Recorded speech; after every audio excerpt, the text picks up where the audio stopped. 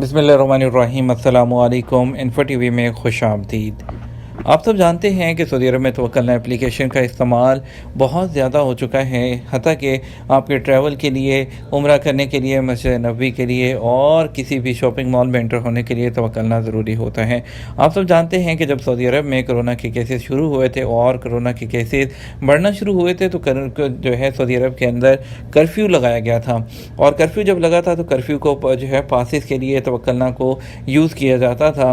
अभी रिसेंटली जो है सोशल मीडिया पर खबरें सरगर्म हैं कि सऊदी अरब में केसेस दोबारा से बढ़ रहे हैं, तो यहाँ पर जो है दोबारा से कर्फ्यू लगने जा रहा है। उसकी रीज़न बनी तवक्लना के अंदर कर्फ्यू का और कर्फ्यू पास की ऑप्शन का आना। और जैसे ही वो ऑप्शन आई तो लोगों ने कहना शुरू हो गया कि जो है सऊदी अरब तैयारी कर रहा है कर्फ्यू लगाने की। और दूसरी तरफ जो है फ़्लाइट से मतलब ऑलरेडी जो है वो लिस्ट जारी कर दी गई है रिस्क वाले और हाई रिस्क वाले कंट्रीज़ की।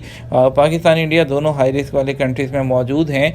तो उसके अलावा जो है तवक्लना से ये सवाल किया गया, उनके ट्विटर अकाउंट पर एक सारिफ की जानब से पूछा गया कि तवक्लना में जो है कर्फ्यू का जो फीचर है दोबारा से ऐड कर दिया गया है, क्या सऊदी अरब में दोबारा से लॉकडाउन लगने जा रहा है।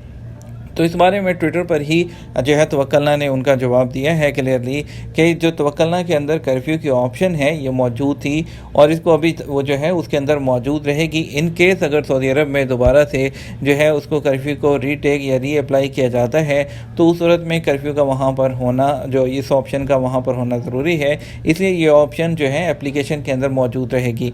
तो इसके बारे में कहा जा रहा है कि अभी फ़िलवक़्त ऐसा कुछ नहीं है, क्योंकि जो पहले भी मिनिस्ट्री ऑफ इंटीरियर और मिनिस्ट्री ऑफ हेल्थ पहले बोल चुके हैं कि अभी जो है लॉकडाउन का कोई इम्कान नहीं है। और ये सब मनगढ़ बातें हैं जो सोशल मीडिया पर फैलाई जा रही है, तो इस पर तवज्जो ना दें। और जो है अगर तो हालात कुछ ऐसे होते हैं, ज़रूरत पड़ती है तो कुछ भी पॉसिबल है, लेकिन अभी ये कहना बहुत कबल अज़ वक्त होगा।